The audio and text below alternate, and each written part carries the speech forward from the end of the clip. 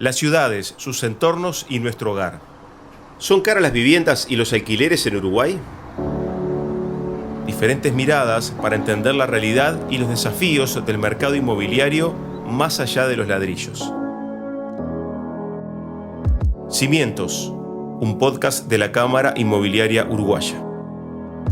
Pensar en dólares. En relación a la dinámica reciente del mercado inmobiliario, venimos de algunos años de mucho dinamismo. 2021, 2022 fueron años de crecimientos importantes en lo que es la cantidad de transacciones de viviendas en el país. Florencia Carriquiri, economista de la consultora Exante. 2023 se ha mantenido con niveles relativamente altos de operaciones, pero ya tendiendo a mesetarse de alguna manera. De hecho, cuando miramos los datos oficiales que publica el Instituto Nacional de Estadística, entre enero y agosto se concretaron o se registraron, mejor dicho, un poco más de 30.000 altas de compraventas de viviendas, que eso es una cifra muy ligeramente menor al pico que vimos en el mismo periodo del año pasado. Pero como decía recién, el vaso medio lleno es que estamos con niveles de transacciones muy altas, el vaso medio vacío es que ya no están creciendo al ritmo que lo venían haciendo en años anteriores. Que marque ese 2021 como un mojón, ¿tiene que ver con la pandemia? ¿Son otros factores?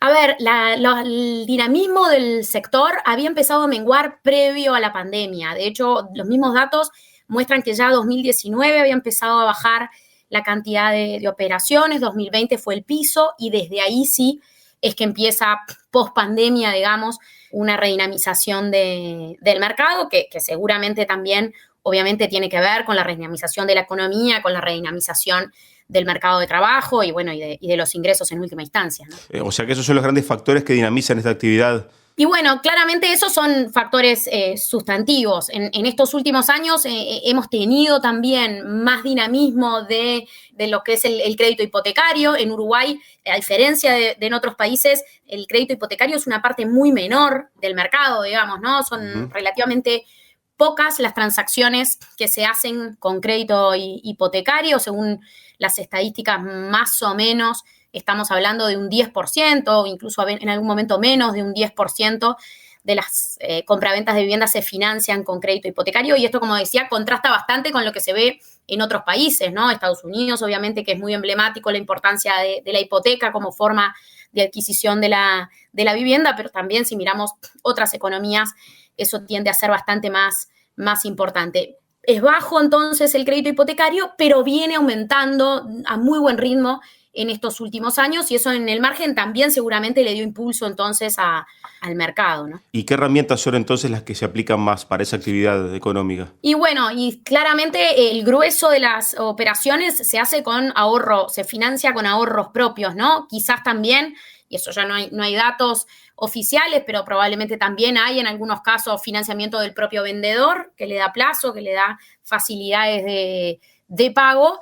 Pero esencialmente quien compra una vivienda en nuestro país lo hace con su patrimonio propio, digamos. Florencia, ¿y ese dinamismo está atado a los ciclos económicos generales o puede tener vida propia, digamos? A ver, sin duda que no puede ser completamente ajeno a lo que está pasando en la economía y en particular en términos de ingresos de la población.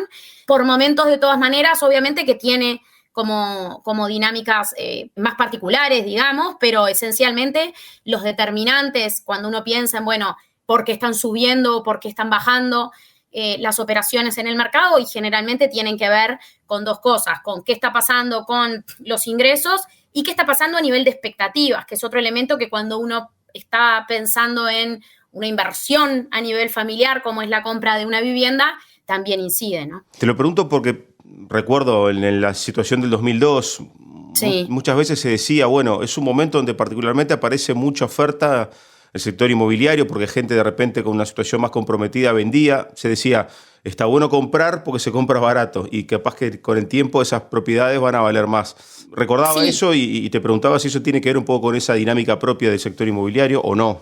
Lo que sucede es que siempre están los que en momentos de crisis aprovechan las oportunidades, pero la gran masa de la población no estaba en esos momentos con gran capacidad de aumentar su inversión, de aumentar su patrimonio. Entonces, ahí obviamente que depende del segmento del que estemos hablando, depende del tipo de operación de la que estemos hablando, pero tiende a primar el otro efecto, ¿no? El efecto de que en general los ingresos estaban cayendo bruscamente, los precios de la vivienda habían subido en un primer momento muy abruptamente por la rigidez a la baja que tiene en general el precio que está en nuestro país nominado en dólares. Entonces, esas dinámicas tendieron a generar un desplome, de hecho, de las transacciones en aquel momento, más allá de que sin duda que hubo oportunidades de realizar operaciones muy atractivas, ¿no? Como economista, ¿te resulta un sector interesante de estudiar como para determinar cuestiones que pasan en el panorama general? Sin duda que es un sector bien interesante. En Uruguay tiene el elemento adicional de que es un sector dolarizado, con lo cual eso genera dinámicas también muy particulares en términos de los precios, ¿no? Los precios en dólares están subiendo fuertemente. En cualquier precio en dólares que uno mire en este último tiempo sube mucho, pero cuando uno mira los precios en términos reales, ahí se ven dinámicas diferentes. Entonces, hay mucha cosa para analizar que es bien interesante en este mercado, sin duda. Ya me diste pie para entrar al tema siguiente, y es el tema de los precios y el tema del dólar. A ver, vamos a arrancar por este lado. ¿Estamos en un momento donde hay equilibrio, digamos, entre oferta y demanda? ¿O de repente, cuando uno ve una ciudad como Montevideo con mucha construcción, hay una oferta tal vez por ahí superior a lo que está pidiendo el mercado? El amesetamiento que está mostrando la cantidad de transacciones probablemente es una señal de que el mercado está encontrando un techo o más dificultad también en que comprador y vendedor se encuentren, digamos, de alguna manera. Es cierto que venimos con un desarrollo de la oferta, sobre todo en lo que es el segmento de vivienda promovida ahora, enorme en estos últimos años, y algunos expertos dicen, bueno, hay que ver cómo se terminan comercializando todos los proyectos desarrollados, pero lo cierto es que cuando miramos lo que va de 2023, seguimos con mucho dinamismo en ese segmento. Y los precios también han tendido, sobre todo en la capital del país, han tendido a mesetarse en los meses más recientes, y eso es otra señal de que el mercado está encontrando ya quizás un techo también en ese sentido, después de algunos años de suba fuerte de los valores en el mercado inmobiliario de la capital, ¿no? ¿Es caro comprar una vivienda? ¿Es caro alquilar? A ver, siempre todo es relativo, digamos, ¿no? En ese sentido, a ver, cuando uno mira los precios de la vivienda en dólares en Uruguay y los compara con los de otros países, estamos con precios altos, sin duda, o por lo menos mucho más altos de lo que solía ser esa relación entre los precios de la vivienda en Uruguay y los de otras grandes urbes del mundo. Cuando lo miramos en relación a los ingresos y hacemos el ratio precios sobre ingresos de los hogares, la verdad es que después de un par de años de una suba muy fuerte de ese ratio, que implicaba que la vivienda se estaba encareciendo mucho respecto a lo que los hogares en Uruguay ganaban, estamos ahora con una tendencia a normalizarse esa relación. Viene bajando en el último año y pico, lo que habla de una situación más equilibrada en ese sentido. Y lo mismo cuando miramos el precio en relación a los costos, que ese es otro determinante importante, ¿no? Finalmente de cómo se forman los precios de la vivienda. Obviamente que es clave que haya demanda, pero del lado de la oferta, la suba de costos de construcción que hemos tenido en estos últimos años también justifica que los precios estén altos, medidos en dólares en este momento, ¿no? Sí, sobre eso los promotores apuntan mucho el tema de los costos. Y sobre el tema regulatorio, ¿se puede avanzar algo? ¿O en ese tema no incide tanto? A ver, el tema regulatorio, obviamente no opero en el sector en la práctica, con lo cual tengo menos detalles que aportar probablemente. Marcos Taranto decía en el evento organizado por la Cámara Inmobiliaria que había temas que atacar, que podrían ayudar a mantener un alto nivel de actividad en el sector o a promover también un mayor desarrollo en algunas otras zonas del país, digamos, temas de altura, temas de permisos de altura y entre otros, digamos, probablemente hay espacio para que en términos regulatorios se contribuya, digamos, a mantener un buen dinamismo en el sector. Un ejemplo de eso fue lo que sucedió con la propia vivienda promovida, ¿no? Que venía con muy bajos niveles de actividad hasta 2020 y con el cambio regulatorio que puso el gobierno allá por abril de 2020 hizo un escalón muy notorio a partir de 2021, ¿no? Claro, ahí hay un ejemplo de algo que en la teoría era para lograr bajar los costos para el usuario final, para el comprador, y sin embargo, después el propio sector decía, bueno, no es suficiente con esto, y de repente lo que pensamos que iba a valer bastante menos terminó saliendo casi como el mercado normal. Sí, a ver, claramente el plan original de ese régimen era lograr con todas esas exoneraciones hacer accesible la vivienda, pero en cualquier caso, de nuevo, con el nivel de costos que hay, nunca se llegó a realmente cumplir con ese objetivo cabalmente, más allá de que en realidad los precios de estos proyectos, las modalidades de estas obras igual son de menor valor, incluso por la incidencia del terreno, ¿no? Están en algunas zonas del país de menor valor, algo más accesibles que la vivienda típicamente de la zona costera de Montevideo son, para ciertos segmentos de la población no es la solución para acceder a la vivienda todavía, por supuesto que no. Florencia, quiero volver con un tema que vos ya deslizaste hace un ratito y es el tema del dólar. ¿Se puede pensar en un mercado inmobiliario desdolarizado en Uruguay? Sin duda que es parte de lo que las autoridades y el Banco Central en particular están interesados en lograr, una mayor desdolarización de la economía en general, y por supuesto que el mercado inmobiliario es un paradigma en ese sentido. A nuestro juicio es un objetivo compartible, pero muy difícil de lograr en el corto plazo por varios motivos, ¿no? En el evento también conversábamos de esto. Es claro que para que se logre desdolarizar este mercado tienen que cambiar varias cosas. Muchos de los proyectos que se desarrollan en torno a la vivienda se desarrollan con una mirada de inversión, y los inversores en nuestro país y los grandes capitales en nuestro país piensan sus rentabilidades en dólares, las comparan con otras rentabilidades en dólares, con lo cual eso es un primer elemento que dificulta, obviamente, el que estos proyectos sean planteados y comercializados finalmente en moneda nacional. Para eso va a haber que probablemente construir. También hay poco financiamiento para esas grandes inversiones en moneda nacional, ¿no? La banca uruguaya no tiene una gran oferta de financiamiento en moneda nacional o en unidades indexadas a plazos largos con costos razonables, con lo cual todo eso a nuestro juicio lo hace difícil, más allá de todo el factor cultural que a veces se menciona, y el hecho de que los años y las décadas de convivir con altos niveles de inflación hace que la moneda de ahorro por excelencia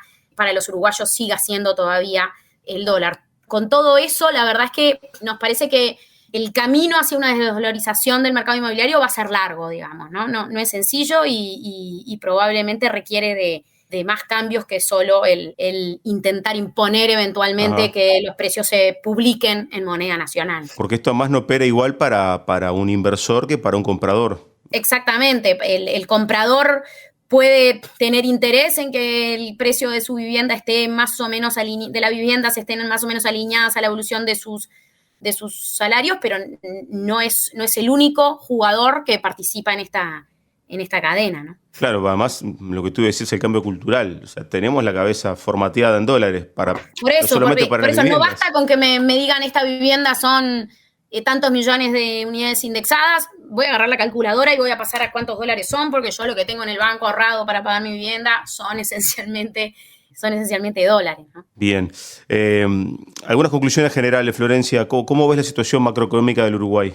Bueno, a ver, en términos macroeconómicos, venimos de un 2023 que en lo que fue la primera parte del año, sin duda fue muy pobre en términos de crecimiento económico. El shock climático fue determinante en ese sentido, generó una contracción de la actividad en el primer semestre bastante importante. Estamos ya en este segundo semestre con varias señales que muestran cierto repunte. La mejora de las condiciones climáticas seguramente va a permitir que ese crecimiento se profundice hacia adelante también. Vamos a tener presumiblemente un 2024 con rebote de la actividad en varios sectores que fueron muy afectados por la sequía este año, y es esperable entonces que la economía ya esté encaminándose en estos trimestres, digamos, últimos trimestres del 2023 a una recuperación, aunque sea moderada, de la actividad económica. ¿Y cómo nos impacta la región? Porque ahí sí hay bastante más incertidumbres, aparentemente.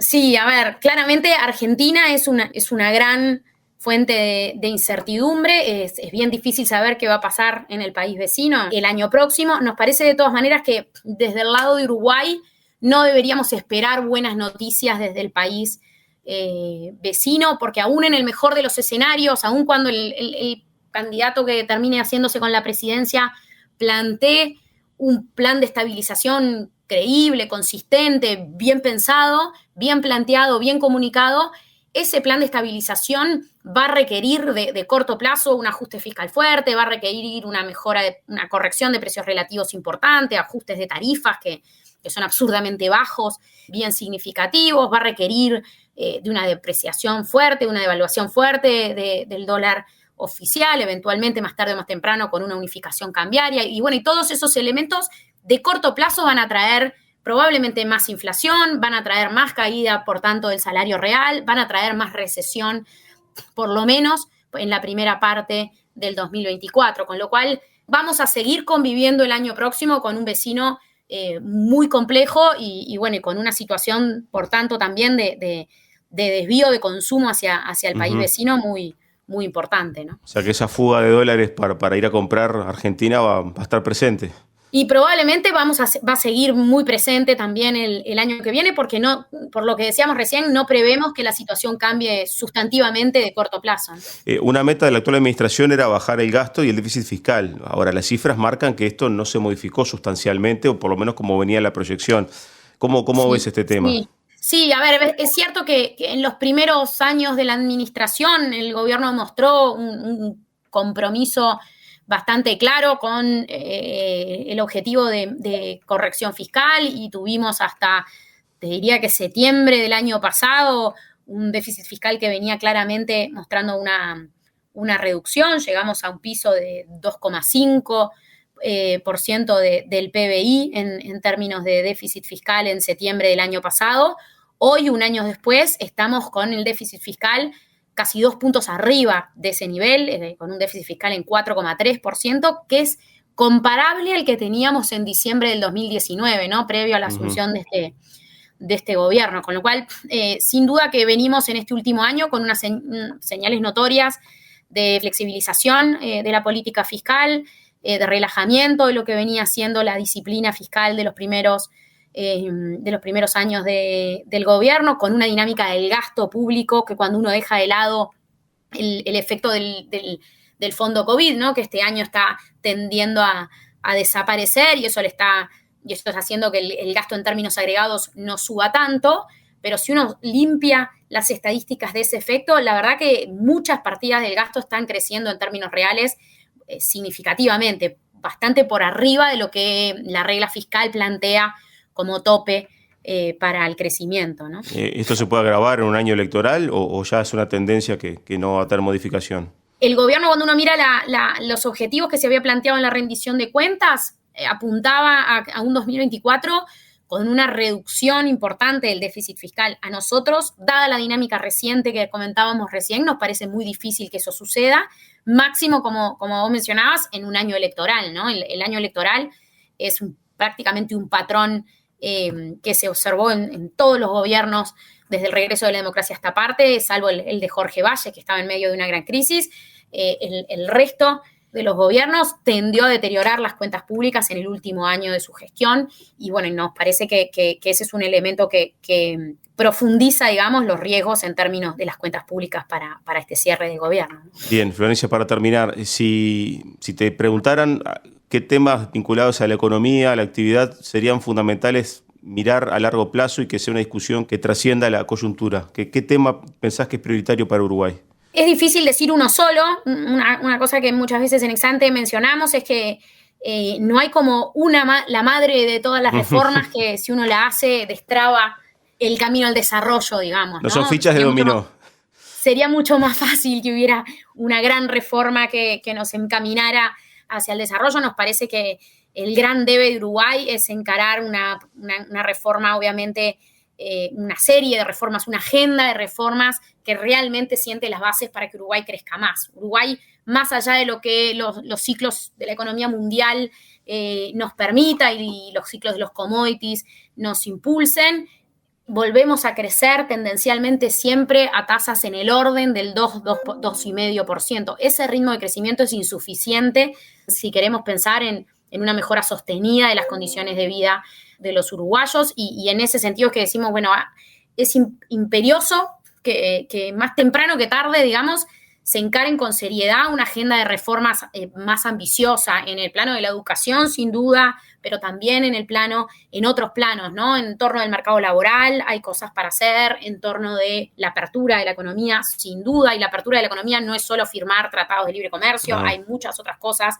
que podrían permitir abaratar los costos en esta economía, integrarnos más al mundo, bajar los costos de importación, facilitar los negocios de exportación también. Entonces hay como muchos frentes en los que Uruguay debería trabajar, y un poco todos al mismo tiempo, digamos, ¿no? Para realmente encaminarse hacia un escenario de un crecimiento más interesante y más vigoroso, y que vaya permitiendo realmente una mejora sostenida del bienestar de la población, ¿no?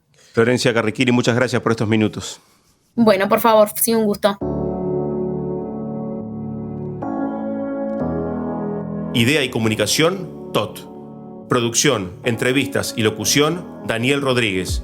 Producción, diseño y postproducción de sonido, Martín Rodríguez Lista y Quique Martínez Marchese. Cimientos es un podcast de la Cámara Inmobiliaria Uruguaya.